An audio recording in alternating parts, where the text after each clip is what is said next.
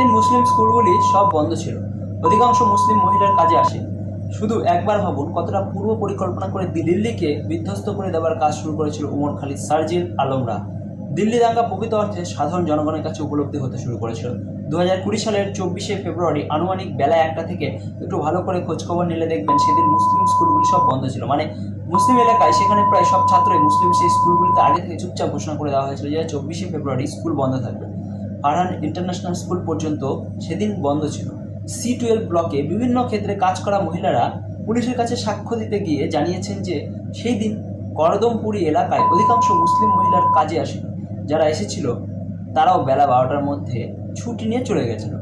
দাঙ্গা শুরু হয়েছিল 1টার সময়। তখন সেই এলাকায় কোনো মুসলিম মহিলা বাড়ির বাইরে ছিল না, সবাই বাড়িতে ছিল। তাদের কাছে আগাম খবর ছিল বেলা 1টার আগে বাড়িতে ঢুকে যেতে হবে।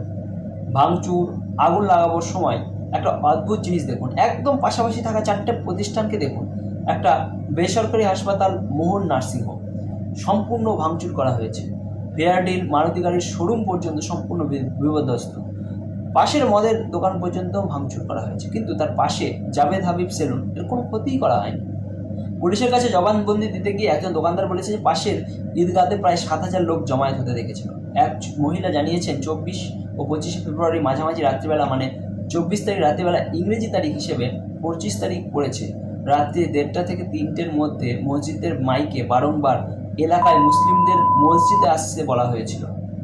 স্থানীয় MLA তার বাড়িতে ব্যবহার করতে দিয়েছে পাথর ছোড়ার কাজে। এইরকম ঘটনা জানা যাচ্ছে DRB পাবলিক স্কুল কর্তৃপক্ষ।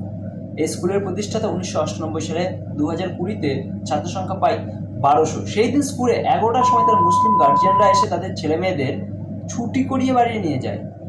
স্কুলের বাইরে তখন জনতার ভিড় বাড়ছিল। বিষয়টি স্কুলের শিক্ষক ও অশিক্ষক কর্মচারীদের মনে সন্দেহ করেছিল যে কোনো হিন্দু অভিভাবক তো আসেনি, কেবল মুসলিম অভিভাবকরা এসে তাদের ছেলে মেয়েদের বাড়ি নিয়ে গেল কেন।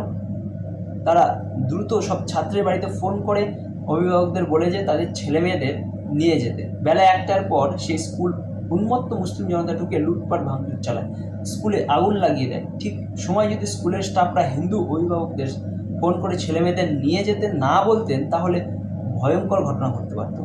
তাদের উপস্থিত বুদ্ধি অবশ্যই ধন্যবাদ জানাতে হবে। সমস্ত ঘটনাবলী স্পষ্ট ইঙ্গিত করছিল যে বহুদিন ধরে পরিকল্পনা করে দিল্লিতে জ্বালাবার, বিপর্যস্ত করবার পরিকল্পনা করা হয়েছিল। CAA ও NRC স্লোগানকে সামনে রেখে সেই পরিকল্পনার মূল মাথা ছিল উমর খালিদ ও শারজিল আলম।